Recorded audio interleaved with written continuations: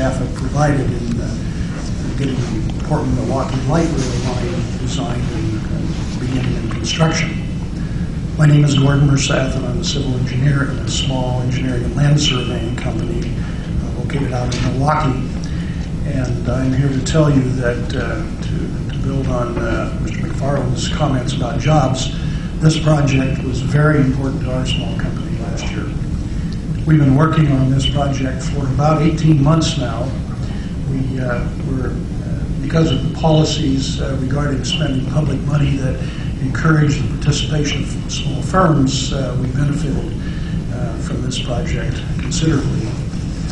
We were fortunate in being asked by CH2M Hill to help them with the preliminary surveying on the project, which started about 18 months ago, as I recall. We then were happy to be included on the David Evans team for final design, and that team was selected to do that. That was particularly important to us since the project runs out in through the neighborhoods that most of us live in, through southeast Portland and Milwaukee. We have residents of both Portland and Clackamas County on our staff. And while I say it's a small firm, there were about a dozen of us 18 months ago. This project, between those two assignments and a smaller one later on, working with T.Y. Lin on the bridge design and surveying, allowed us to bring back an employee that we had laid off, put on part-time work, and it maintained three people on our staff for the better part of last year. Now, in the bigger picture of things, this project, which will last for decades and serve the area, we're a pretty small part of that, but I can tell you the project was a big deal for us. It provided probably 25 or 30% of our income last year, allowed us to do good work that was challenging and interesting, and since we are all local to the project, we're all looking forward to riding the rails when it's finished, and we can use that to commute from our part of town to the rest of the metro area. So again, I thank you for the chance the opportunity that this project brought to us, and I can assure you that while our jobs are small in the whole project, they were very important to those people who worked last year. We had a good time working with Simon Cooper and the other engineers on the Trimet staff. They're very good to work with, very professional, and we enjoyed that considerably. It was a good project for us. So thank you again for the leadership and time that you spent on that. Nice time. Thank you very much. Thanks for your comments. Any comments or questions? Okay. Mr. Schultz, is that right? Yes. Okay, please. Yes.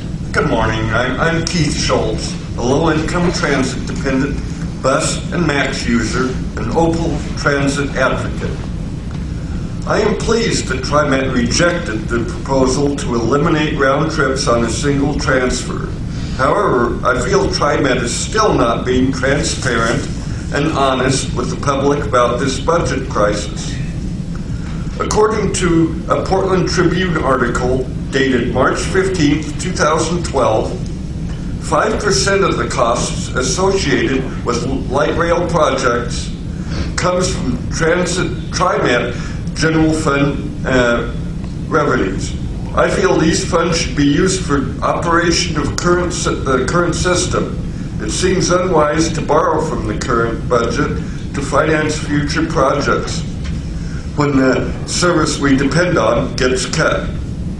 I also feel that it is somewhat of an insult to those of us who are committed to work with you to try to improve service and that we're being ignored. Most of us are tired of getting less for more, including fare increases and service cuts, and the campaign for a fair transfer is a step in the right direction. Also, I've been hearing a lot about the last few weeks about trying to initiate a family fare, which includes, one price for like a whole family. There are many more efficiencies that could be implemented, including bringing the Lyft drivers in-house rather than contract out. And I have one more comment. You claim that MAX costs less per passenger than the bus. If you include the capital costs involved, meaning construction, etc., MAX is way more expensive. Thank you. Thank you for your testimony. The next two, Michael Levin and Shannon Rosaw. Is that how it's pronounced? Yeah. Maybe you both come up here. Board President, board members, good morning. I'm going to touch on, so maybe you'll give me an extra minute at the end. I'd like to help with a little clarification of what Dr. Benthel was talking about. When I was talking at the CAT meeting about civil rights, so often we talk about just the ADA, whereas people with disabilities are a minority and we are protected by civil rights law. I've been working with Washington State, which is the district IT center for ADA issues. It's a federally funded, mandated project, and I have a lot more reading to do. I've also begun gathering some information from the FDA, and as I get more and understand it a little bit better, I will be sharing it with you. But we are protected again by civil rights law. As far as the donuts, I don't know where staff came up with the donuts, because if you actually read the federal guidelines, which I believe simplifies it, it talks, what the donuts is really talking about is areas that are surrounded by fixed route service, and the very middle, for example, might be more than 3/4 of a mile away from a bus route, which is what the code calls for lift service. But if that center, which could be further away than 3/4 of a mile, is completely surrounded, it then becomes covered. That's where they were trying to use the donut as an explanation. And I would be glad to forward you the code. It's in 49 CFR section 37, and it's pretty clear when you actually read it. To the testimony I was really going to be addressing you with today is I'm still concerned. Upset is being kind. I still don't have answers to my letter of February 7th.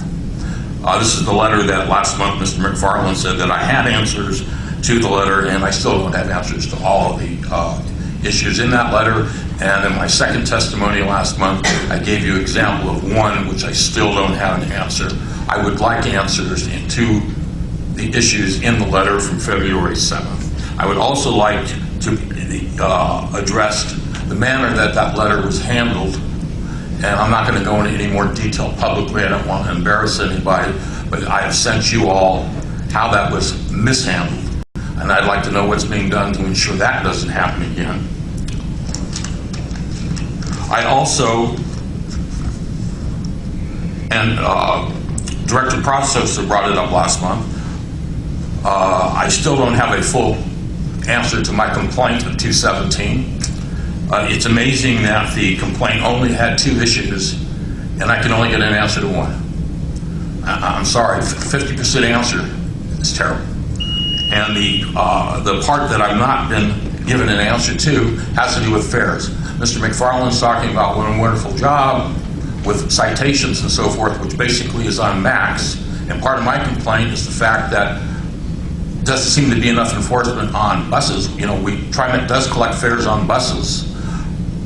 I did not get a response. I'm going to ask you to wrap up, Michael. Okay.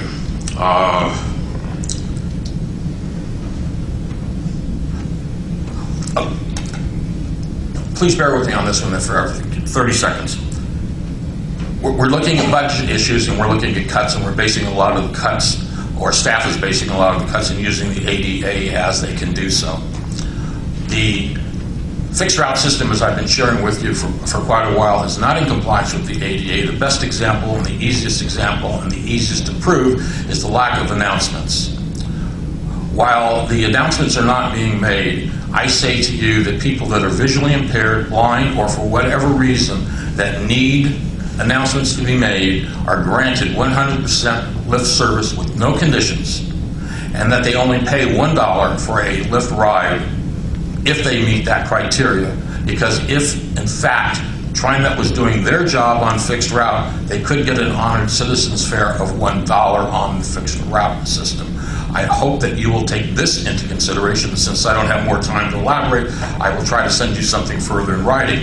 But when you're looking at the budget, I hope that you take into consideration this as an important issue and budget for less expensive rides for people with disabilities that can't ride fixed route because of Trimet not following the ADA. Thank you. Thank you, Michael. Appreciate it. Ms. Brousseau? You're doing pretty good on the name. Okay. I wanted to talk about cuts in service. When I moved back here 5 years ago, I really did not want to have a car. I wanted to be able to use public transportation because I wanted to have a smaller carbon footprint. I, however, grew up when Banfield was being built and got really into the freeway business. I haven't quite been able to get rid of my car, but I do mostly ride bus. And so I'm concerned about cuts in service.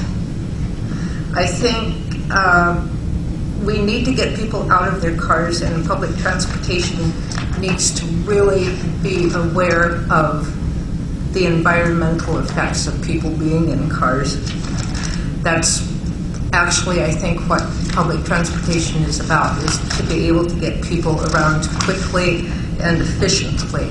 So I think that you're being a bit short-sighted by cutting lines and lengthening times between service. I'm thinking that cutting service should not be an option. That's all. Thank you very much for your comments. Any other comments from the board? Okay, moving on then. We have Chris Walker and Albert Rouse. I got that right?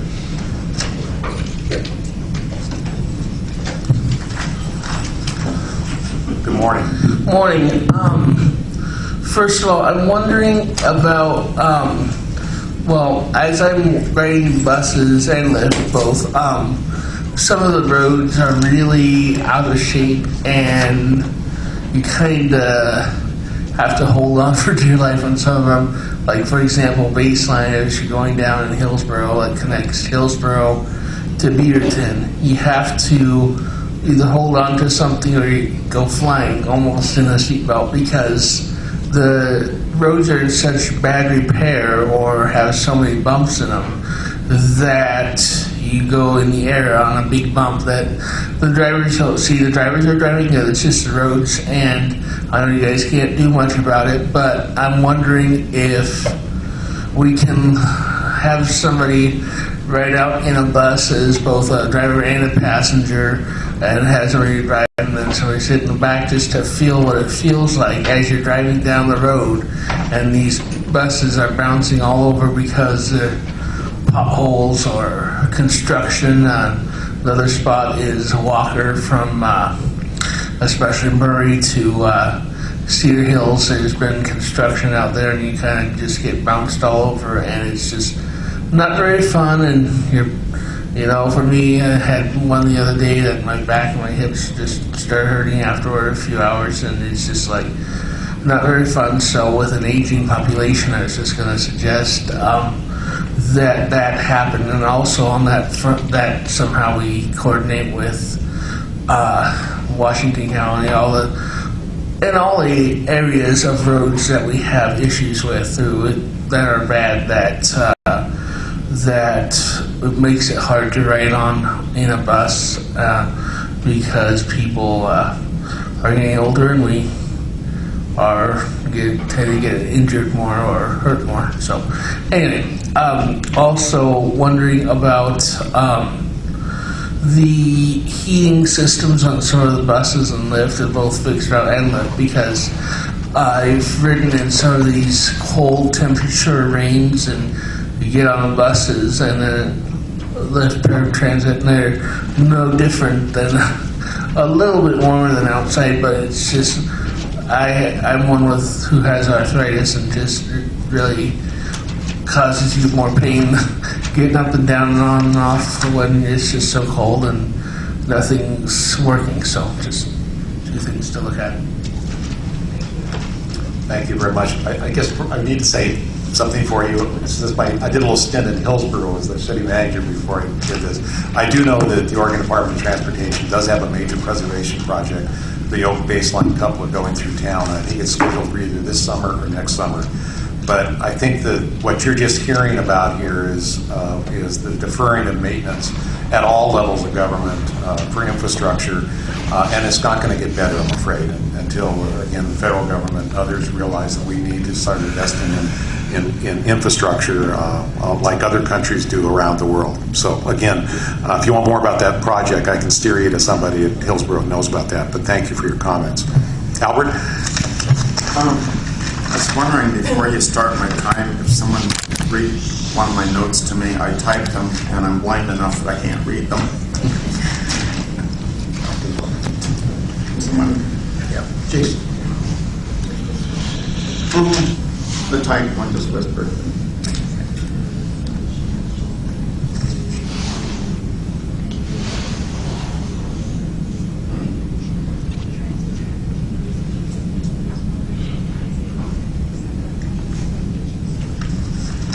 Thank you. Okay.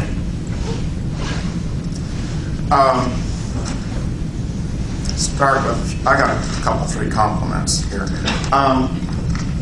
Customer service, when you call 238-RIDE, which is 503-238-7433, I have always received very good, courteous service from them, and frankly, I don't know how those employees deal with it, because I'm sure they receive a lot of complaints from people that are really bent out of shape and probably use a lot of derogatory and loud language. So my compliments to that staff. The bridge. I would like to see a small design change. I think it would be essentially a no-cost item. We do have peregrine falcons in the area. They do like high places. Their native environment is cliffs. And if they could create 3 or 4 or whatever nesting sites on the bridge that would also provide some sort of cover for when the rainstorms hit, I think that would be a real nice idea. And politically, I think Trimet and its board could use that to their advantage as far as political issues. I would still like to see a flag salute before the meeting, and the reason for that is since we do allow dissent in this country without being thrown in jail like other countries, that's where you might end up. I'd still like to see a flag salute before each meeting. I'm sorry, Albert, could you explain what you're talking about there, Mike? Use flag slip. Like when you stand up before the meeting, you say, "I pledge allegiance to the..." Oh, okay. Pledge, like the elite. Okay, thank you very much. Got it? Okay. Got it. Thank you. All right. Securements. I've been on the CAT committee. I also drove a bus for 18 years. As a passenger on a bus, I was hit twice by the same wheelchair because it was not secured. I'd really like to see mandatory securements. I understand there are some agencies out there, that one included, that says if you're not secured, you're not riding, and that's for fixed route. I know, I heard. I'm trying to move. Lift service, I don't know how they accomplish what they do. My feelings are I've had excellent service with the lift program. I do use fixed route most of the time, but there are times when I have to use lift. I think there is one last item, and it's not that page. very quickly, Albert. I know. I can't beat that. Well, don't worry about it then. Okay. Don't know why they changed the route from Mount Tabor to Belmont. I'd like to see it migrate back to the term Mount Tabor. I grew up with that name ever since I was 4 or 5 years old. I don't know the reason for the change, but I'd like to see it go back. Great. Thank you very much, Albert. Appreciate your testimony. And you know that I wasn't loud, boisterous, or Thank you for your comments. Or other comments similar to that. All right. okay, thank you. Thank you. Much appreciated. So the next two are R.A. Fontes, okay, and Lisa Huffman.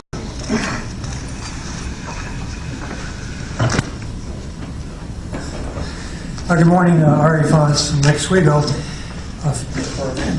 4 things missing from the budget. West, ridership is growing, but way below projections relative to bus and max passenger revenue. It's falling far behind operating costs with no real chance for improvement.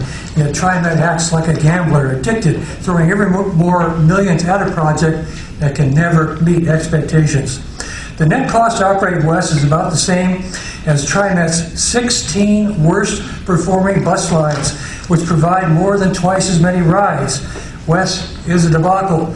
With record low interest rates, this board right now has one shot to dispatch this turkey, pay back the feds, save $1 million next year and about 25 over the next 17, while eliminating critics' most indefensible target.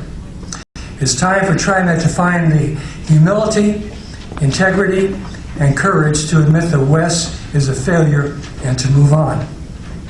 Streetcar. Trimet gives Streetcar millions of dollars a year, and they turn around and undercut our fares with an unrestricted $1 single ride ticket, all day honoring of our 2-hour tickets and a $100 annual pass. To its credit, Trimet has shrunk subsidies, but not enough. We're still subsidizing them. They're still undercutting us. This board needs to make it clear that the joyride is over. No subsidies beyond what's legally required as long as they continue to undercut Trimet. H fares. Trimet raised lift fares by 30 cents, proposed to hike Y by 15, A by 10 to 45, and H fares by nothing. If Trimet must absolutely raise fares, why aren't we sharing the burden? If the poor need low fares, fine. Offer means-tested fares to all poor people, not just those who, regardless of wealth, happen to be old or disabled. Unnecessarily low H fares just feed stereotypes. State and federal requirements limit fares to the old outside of commute hours to 50% of standard fares. Trimet's well below that, especially with a $26 pass, and has no commute hour restrictions. You could raise our fares penny for penny with standard fares and still be below legal limits, while eliminating the need to cut any services whatsoever. Honor us all you want, but our right is to be respected. That means for you to expect us to do our fair share.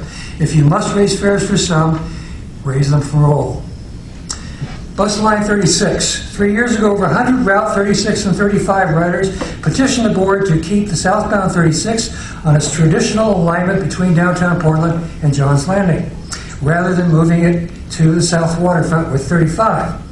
That would save a few minutes each trip while providing better service. This year, I recommended that we do that again, and also converting the 36 to an express between PSU and Lake Oswego. This would save more time, it would provide even better service, and the fact that you're hearing about this now shows that it didn't make it into the cut. Recommendations for such minor changes can fall through the cracks, but how to get people get past the bureaucratic wall? These proposals are absolutely guaranteed to save money while improving service. Isn't that what we all want? Thank you very much for your comments. Appreciate it very much. Lisa? Hi, my name is Lisa Huffman. I've been a Lyft bus driver for 20 years, the entire time out of Multnomah County. And even though I'm a member of the Amalgamated Transit Union, I also work for the ATU. I have for many years. I'm really not here to speak about the union side of this. I'm here on behalf of working for First Transit. I've worked for several contractors. In those 20 years, I've always been picked up by each contract as it changes. Never had a problem with that. But working for First is difficult at best. Very, very difficult employer. I'm one of the lucky employees because I work at the Union Yard. Also Washington County, of course, is Union. My heart goes out to the drivers on the third property, the Clackamas County Yard, which is non-union, and their management, they don't have the same kind of protections that we do. We happen to have nice managers on the union properties, and that I am very thankful for. But working for First, you guys, you went with First across the board the last time, except for one contract, which was the Penske contract for maintenance.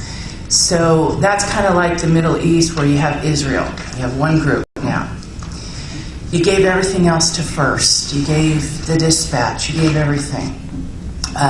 Employee for First that is in the dispatch, and they're speaking and running the computer and moving all these lift rides, they make less than $15 an hour. They're not allowed to have a drink at their desk. They're not allowed to have a water bottle with a lid on it. They're not allowed to have a cup of coffee in a closed thing. They can't drink at their workstation where they're talking. That's those people are also non-union today that I'm speaking. They're just the dispatchers. Those few people sit in a room, move around all these rides, and control really a huge amount of expenditures. They really do, because unbelievably bright people, they move these rides around, try to keep us all on time and do all this work, and they can't have a drink of water. So I'd like to know if you guys could come in a little bit and look at First. Like I say, I work for a pretty nice guy, the manager where I work. So I don't have the issues that the other people do, but I'm not understanding why nobody comes to the board meetings if they're just worried they're going to lose their jobs. I'm really not sure. I always enjoyed being a Lyft bus driver. I like driving the disabled community. I've never had a passenger accident in 20 years. Never had a comp. Never hurt anybody. You know, I like working as far, you know, anybody in a Trimet vehicle, I think that you guys need to look at who we have to work for. We're in your vehicles. So could you look at First a little bit closer? You know, and I didn't even have to bring in the union side. It's just all three properties and all those people that work in the building at Trimet Lyft. I mean, you know, and as far as the Penske shop, thank God you didn't give that to First too. So, thank you. Thank you for your comments. Moving on, I have Hector Osuna, I got that right, and Catherine Knudsen.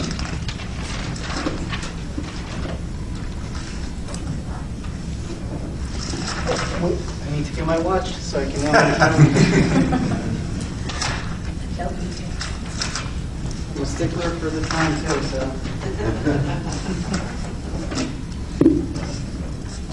Hello, my name is Hector Jr. Osuna. I live in North Portland, and I'm the Opal organizer. First, I would like to start with public participation, and for this I'm going to take the liberty of assuming that each board member is a leader in their community, geographical, ethnic, and for transportation riders. Hence, with that in mind, can each board member explain what is meaningful participation for your community? And if these meetings that occur at 9 o'clock downtown provide full participation, mutual understanding, inclusive solutions, and shared responsibilities for the communities you represent? And if you think your communities have been engaged meaningfully for the budget process. Second is the topic of education. I think it's safe to say that all of us depend on individuals with some expertise or knowledge. For example, mechanics, doctors, construction workers, dentists, planners, and so on. And at times, there are certain aspects of their jobs that are difficult to understand. However, the experience, knowledge, and skills that they have, I think, allows them to be able to explain orally and in a written format to the public the questions that may arise. Hence, explaining how you're arriving to your decisions, where and how you're obtaining your data, when and where and how you're conducting assessments, explaining your analysis, in other words, showing your work. I think it's indispensable for Trimet to do if there's an interest of having an engaged public that can and will be able to provide meaningful input to you. Third topic is of cost. And for this, I'm going to assume that all board members have had a minimum wage job or know someone that lives on a low wage job. And with that in mind, I would like to remind you that there's a reason of why it's called public transportation. Better yet, can you answer why do you think it's called public transportation? For me, I'm a choice rider, and I can easily decide to take public transportation or the bus. However, people that do not have many options or choose to use the system solely depend and rely on Trimet's system and service. Hence, dependent riders need you to think with your heart and mind. So the changes that Trimet is proposing of cutting service and raising fares will have a tremendous impact on low-income communities and communities of color that depend on the system and service.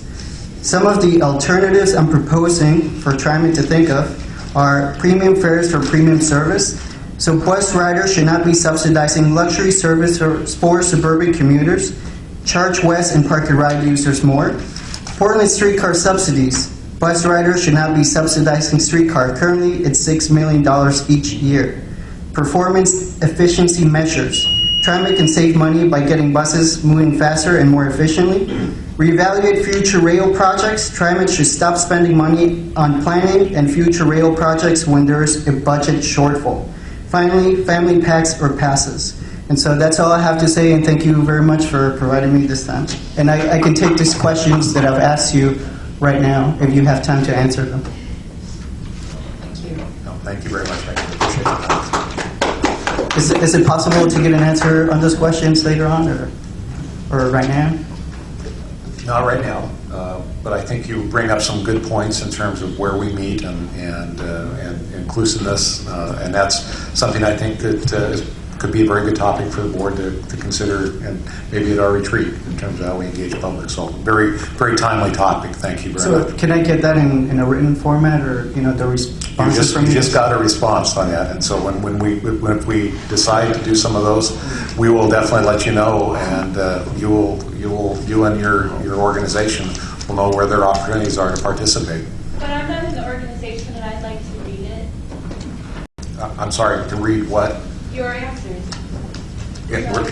What I just said is I just gave you the answer right now. The answers to those questions that he asked. So there was a number of questions there. We're not prepared to answer those questions today, but what I pointed out is some good points were made that we as a board need to consider, and when we've made some determinations, we will let you know.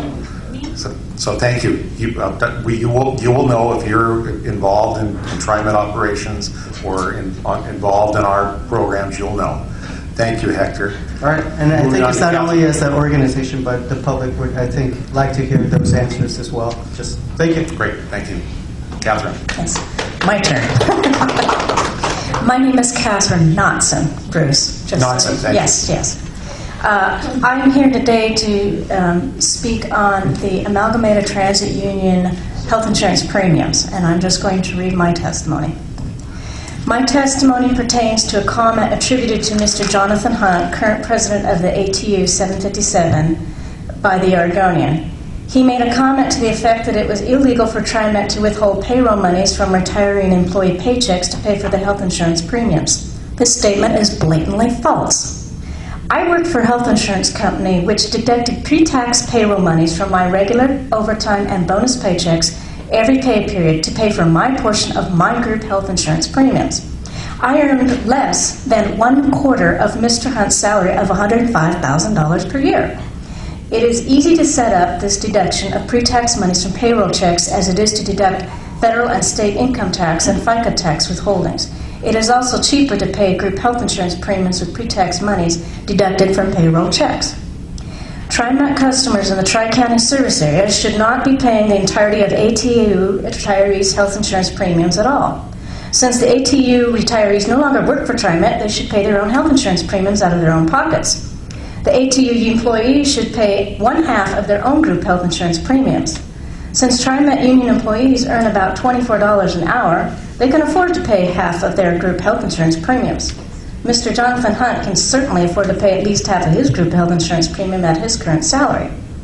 Trimet customers shouldn't subsidize the entire ATU retiree employee group health insurance premiums by paying exorbitant fare prices, such as $100 for a monthly all-zone pass. This is unsustainable in perpetuity until Trimet retirees and current employees die. I can't afford to pay a monthly all-zone pass of $92 now. The Trimet is under no obligation to comply with an expired employment contract. Once a contract expires, it is no longer enforceable. The ATU 757 retirees and employees need to take responsibility for themselves and pay for their own group health insurance premiums out of pocket or half of their health insurance premiums with pre-tax monies deducted from every paycheck they earn at whatever salary per year they earn. Thank you very much. Thank you for your comments. Appreciate it. Moving on, Cameron Johnson and John Charles.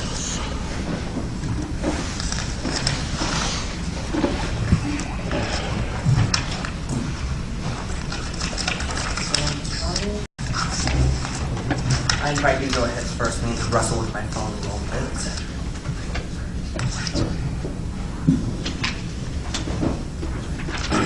Thank you, Mr. Chairman. My name is John Charles, President of Cascade Policy Institute, a nonprofit policy research entity. And I'm not usually in the habit of defending public employee unions, but I am going to do that today to some degree, because I think the storyline that has emerged and is being told repeatedly from Trimet on the current budget situation, the storyline namely is that the current problem wouldn't exist if the ATU contract had been modified and made more reasonable over the past 15 years, is inaccurate and not particularly helpful. First, it's inaccurate because the ATU contract is only half the problem. Capital construction is the other half, and you or anyone from Trimet rarely talks about that in public. And second, you don't really have much control over the contract. The horses are long out of the barn. Your predecessors agreed to unsustainable terms over the last 20 years. You're sitting waiting around for a May 15th arbitration hearing. Well, you have no leverage. So it comes across as whining to talk about that all the time. The one handout that's been passed around is from your 20-year forecast. Senior lien debt, which is obviously rising. It's a very uncomfortable trend. And it's a function of rail construction cost. Who has control over that? All 7 of you. Exclusive control over that going forward in the future. It's a senior lien debt. That's what senior liens are placed on your future revenues by Wall Street bondholders when you sell payroll tax bonds. And they don't care about your little problem here in Portland. They don't care if your service drops to 0. When payroll tax money comes in, they're going to get paid. That's all they care about. And so you look at the debt for this year, it's about $17 million. Just conveniently, that's about the problem you're facing next year. It jumps to $30 million next year. Money you're not going to get. Imagine if your predecessors hadn't piled up this debt that you're inheriting. Imagine how much service expansion you could have right now. So I guess my point here, and if you haven't looked at pages 33 to 36 of your audit carefully where this is discussed, all of the payroll tax debt, you should. So next year, unless you've advanced it and I didn't know about it, next year, in the next 3 years, you're going to sell bonds totaling $60 million for the Milwaukee project. So in debt service terms, that's probably over $100 million that'll be onto this. My point is, to wrap it up, is you've asked the ATU to do something very unnatural, which is to get back, make some concessions. You have total control over something. When are you going to make the hard decision to deal with this debt issue? Because if you don't model that leadership, then the 2 of you are going to be stuck in some bizarre mutual suicide pact while the whole agency goes down the drain. So I strongly suggest that you have a work session in the future to study more the issue of capital construction and debt service and consider pulling the plug entirely on your rail construction program, including the $60 million that you are scheduled to sell in the next 3 years, because you have 7 votes that control that decision. Thanks. Thank you, John. Good job.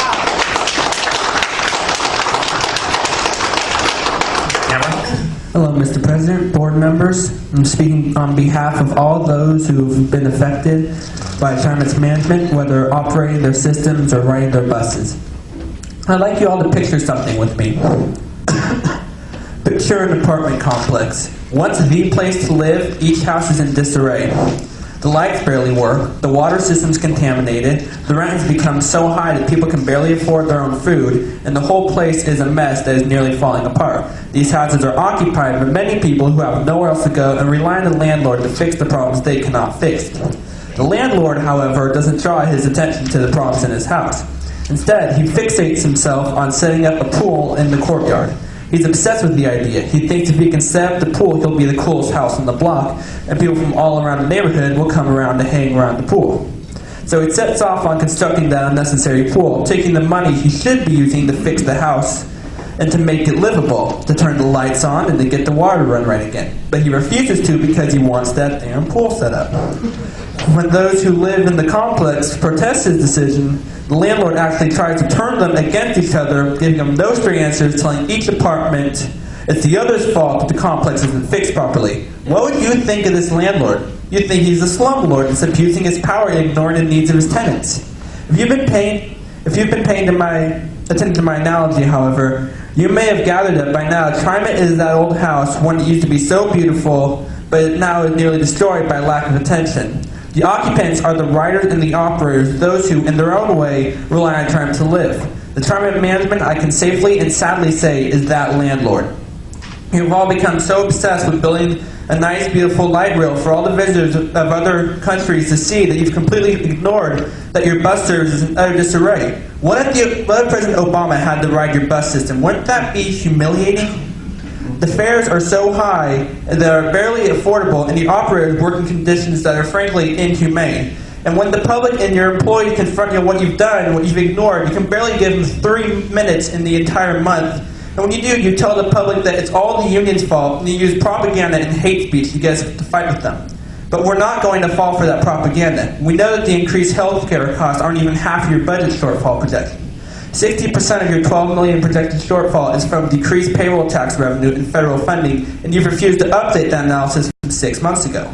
It's clear that your priority is not on those who depend on your system, and that your fare hikes and service cuts are not justified. Whether it's a landlord, CEO of a business, or officials running a transit agency, it all boils down to the same thing: bad management and the lack of accountability. We, the riders, drivers, and your loyal customers, deserve better, and we're prepared to fight for it.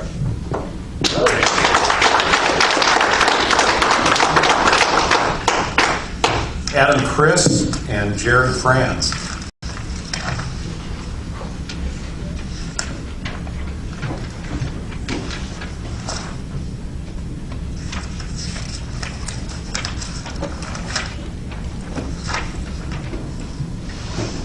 You go first. Board President, members, my name is Jared Franz. I'm a policy associate at Opal Environmental Justice. I'm also a law student at Lewis and Clark, and I have rough days every once in a while as a law student, and I question my profession. But it could be worse. I could be the CFO of a major transit agency in the current economic crisis and political environment. I recognize that the job of budget making is very difficult and it's very confusing. And I appreciate Beth's candor this morning in admitting the amount of assumptions and decisions that we have to make and just how squishy some of those numbers are. I appreciate the opportunity to talk with Beth DeHamel and other people at Trimet as we continue to flesh out some of these budget issues.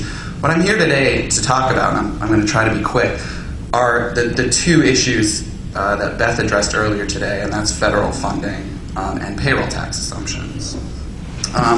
Really quickly on federal funding. Hopefully this just disappears and it's not a problem. When the bill expires on the current bill expires on Saturday, Opal, as well as Trimet, is extremely hopeful that the Senate version will be picked up and there'll be no cuts. Solve the problem for all of us, all right? What's also important to point out, though, is that the $4 million that Trimet says they're going to be short in federal funds is it represents about a 10% cut in their funding. But we also heard this morning that other agencies are using only a 5% cut. So we're being very conservative in our 10% cut. We're also in a very uncertain situation right now in which the most likely thing to happen is that another 1-year extension happens to federal funds and no cuts occur. Opal should be working with Trimet together to change the 80-20 funding scheme from federal government. 80% to roads and 20% to public transit isn't acceptable to anybody who cares about the environment, sustainability, or our region. The problem here is about balancing uncertain revenue streams with certain effects on riders. When we make decisions to err on the side of conservative budget estimates, while we do that because we're uncertain of those numbers, what we are certain about is the extreme impacts that fare raises and service cuts are going to have on riders. So when we talk about the uncertainty of payroll taxes and the history of payroll taxes, and we've been over by 2% in the last year, well, it's also true that if you extend that analysis back another 5 years, so instead of going from 2001 to 2011, you go from 1995 to 2010, we're actually over. The growth rate is 4.7%. Depending on where we draw the lines, it's really easy to settle on a reasonable payroll tax amount.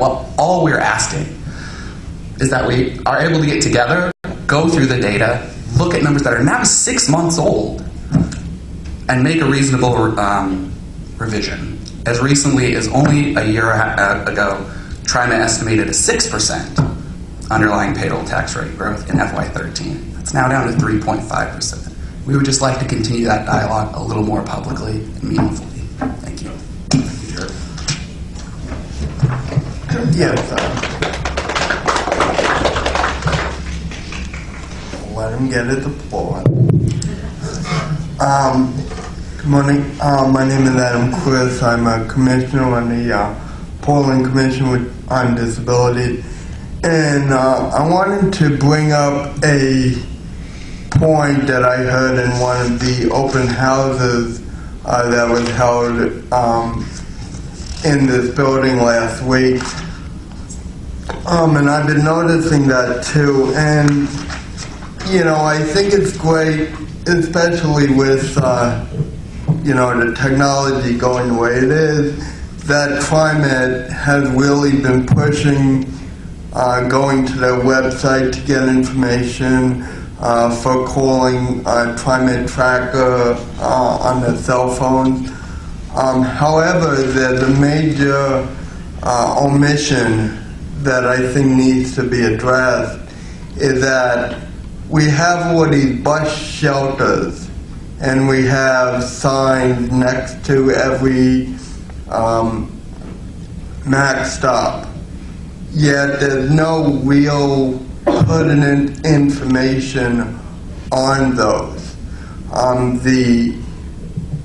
The paper schedule that used to be in every bus shelter has gone away. There's no real, while there's maps there, we don't have schedules, we don't have information on there. And a lot of times, and this has been brought up in the CAT meetings as well, a lot of times on those bus shelters, the stop number is not even presentable. And so if you're expecting people to use those stop numbers to be able to call and get the schedule using the Trimet Tracker, but if those stop numbers aren't even accessible, it's impossible to even do that. Plus, I mean, with the website and with the Trimet tracker, you can't expect everybody to be able to use that. And so paper schedules, and even on a lot of the buses, they used to be able to get the schedules, which you can no longer do on most buses. And for some people with disabilities, they don't have computers, they don't have cell phones, they might not have internet access. So I'll wrap up in a minute. How about 30 seconds? Yeah, 30 seconds. So I think, you know, you guys really need to, while moving forward with technology is great, you have to consider the needs of people with disabilities, but not only people with disabilities, people that cannot afford internet, computers, cell phones, and being able to quote Trimet tracker. And also, you must get out to those bus shelters to find out where those stop numbers are going and put some of those back. Thanks. Thank you very much. Okay, we've got three more, and I notice all three of the next speakers are associated with Opal. Con Pham, Lynn Barrett. I want to ask the Myrna Andrade Booker to come up too. And maybe if you've got, grab another chair and pull it up there. I encourage you, if you're going to provide us testimony that the rest of the other members of Opal will already provide us, please be brief. But if you have new testimony, we'd like to hear that. Thank you. Con? Great. Hi, my name is Con Pham, and I'm a member of Opal and Bus Riders Unite, which is part of a new coalition called We All Ride the Bus. First of all, I want to thank you for not eliminating the round-trip transfers. It makes a huge difference, and we appreciate that. Last month, I talked about transparency and meaningful participation in Trimet's budget process. And today, I want to talk about what transparency and meaningful participation would look like and what it means for transportation equity and transportation justice. So meaningful participation and transparency mean that Trimet would open up its discussion of all the budget options to the public and be transparent about the budget assumptions, and also update its budget projections as it gets new information. So as numerous people have testified now in the open houses, yesterday we went, and also to the other ones, the fair